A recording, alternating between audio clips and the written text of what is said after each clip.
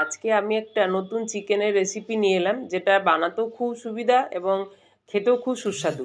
চলো ওটাই আমি কিভাবে বানিয়েছি ওটাই তোমাদের দেখাবো যে আমি কিভাবে এই রেসিপিটা বানিয়েছি।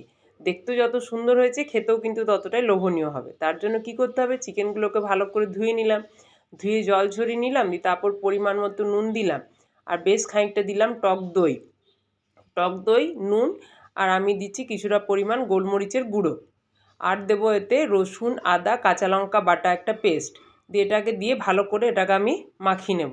মেখে ম্যারিনেট করে মোটামুটি 1 ঘন্টা রাখতে পারলে ভালো, আধ ঘন্টা রাখলেও অসুবিধা নেই। এবার এটাকে ভালো করে মাখিয়ে আমি ম্যারিনেট করে রেখে দিলাম।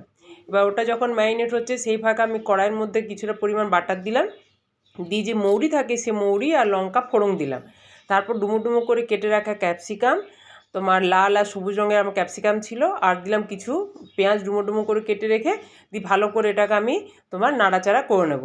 জাস্ট একটু সতে করবো, এটা বেশি নাড়াচাড়া করে নরম করে নেব না। জাস্ট বাটারের মধ্যে আর মৌরি দিয়ে এটাকে ভালো করে একটু নেড়ে দেবো। মৌরি দেওয়ার জন্য কী বলতে এটা খুব সুন্দর গন্ধ বেরোবে।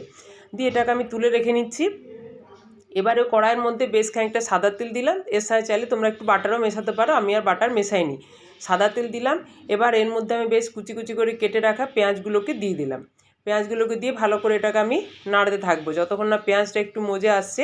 পেঁয়াজটা একটু মজে আসার পরে বেশ খানিকটা কাঁচা লঙ্কা, যে যেরকম ঝাল খাবেন দেবেন, আর দিলাম বেশ খানিকটা টমেটো দিয়ে ভালো করে মশলাটাকে আমি কষিয়ে নেব। মশলাটাকে তেল ছাড়া পর্যন্ত আমি কষাতে থাকবো। যারা আমার রান্নাগুলি দেখছেন ভালো লাগছে অবশ্যই আমার চ্যানেলটিকে সাবস্ক্রাইব করে আমার পাশে থাকবেন, আর কমেন্টস করে অবশ্যই জানাবেন যে কেমন লাগছে, তাহলে আমার খুব ভালো লাগবে।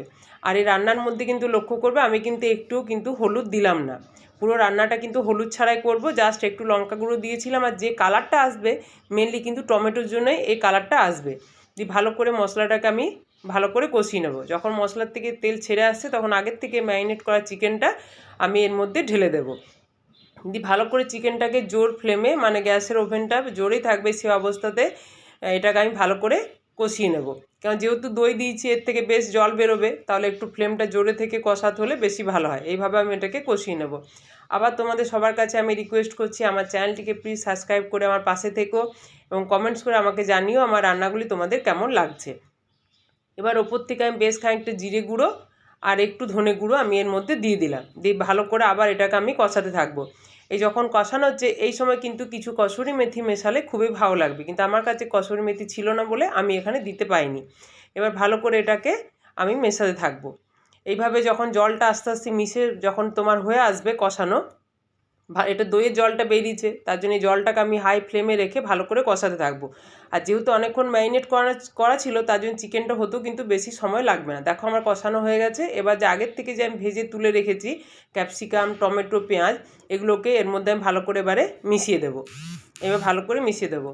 আমি তোমাদের কাছে আবার রিকোয়েস্ট করছি আমার রান্নাগুলো যদি তোমাদের ভালো লেগে থাকে অবশ্যই কমেন্টস করে জানিও, আর বাড়িতে একদিন সবাই বানিও, এভাবে দেখবে খুবই ভালো লাগবে। আর ওপর থেকে একটু ধনেপাতা ছড়িয়ে দিয়ে খাবার সময় সার্ভ করবে। এবার ভালো করে কষা হয়ে গেছে।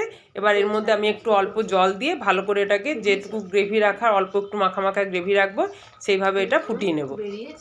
সবাই এইভাবে একদিন শীতের বেলায় বানিয়েও খুবই ভালো লাগবে। সবাই ভালো থেকো। আমার চ্যানেলটিকে যারা এখনও পর্যন্ত সাবস্ক্রাইব করোনি প্লিজ সাবস্ক্রাইব করে আমার পাশে থেকো, আর কমেন্টস করে জানিও রান্নাগুলি তোমাদের কেমন লাগছে।